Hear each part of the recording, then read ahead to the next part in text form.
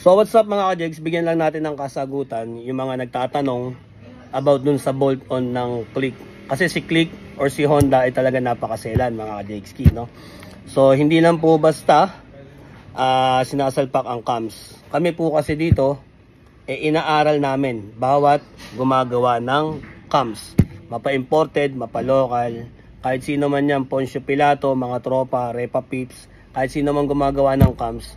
Kahit sabihin nilang basta ipasok or kahit anong gawin, ito yung degree, ito yung ganyan, kami po ay inaaral muna namin ng husto yung pyesa naming ikinakabit para po sa customer satisfaction. So panoorin po ninyo mga ka-jegski, no? Ito po yung full video.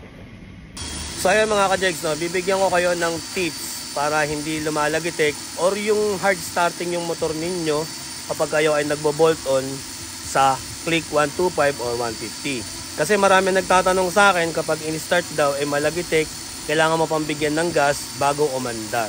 So ito po, yan, tatabasin nyo lang po yung decompression pin at ipapantay nyo lang po sa bearing. Para nang sa ganon, hindi po siya nahihirapang umandar at hindi lumalagitik. So hindi po namin ginagawa yan, pinapakita ko lang sa inyo yung tips mga ka-jegski kung ano yung dapat ninyong gawin. Kasi napakadami pong nagtatanong sa akin nito na ibino-bolt on sa ibang shop pero malagitik at hard starting mga ka-jegs. Ayan, kung mapapansin niyo natabasan natin. Kapag chinik nyo po sa gilid yan, kailangan po pantay po doon sa leaf or sa base circle nung cams. So ayan mga ka-jegski, no, may mga iba't ibang klase akong cams dito ng Click. So kami kasi may technique kahit hindi na namin tabasan yung decompression pin. Yan, di ba?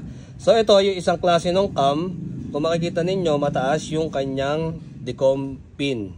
Ito naman yung isang klase ng cam na bawas yung decompression pin. So ito hindi binawasan, talagang bawas, no? So ito po ay ano bang brand to? Alam ko galing ng Indo to no? So parang in-order ko to doon sa Shopee. So kaya po may ganyan yan, ayan, may tabas diyan para po hindi tumatama sa rocker arm. So yun po yung cost nun kung bakit lumalagitik yan mga ka-jegski. Kasi ang decom po, ang purpose talaga niyan para sa starting. Ayan o. So tatama po talaga yan, kaya minsan nag-hard starting kasi imbis na yung rocker arm nyo dito sa leaf ng cams tatama or sa lobe nung cams tatama naaabala nung decom pin. So tumatama po siya rito. Yan.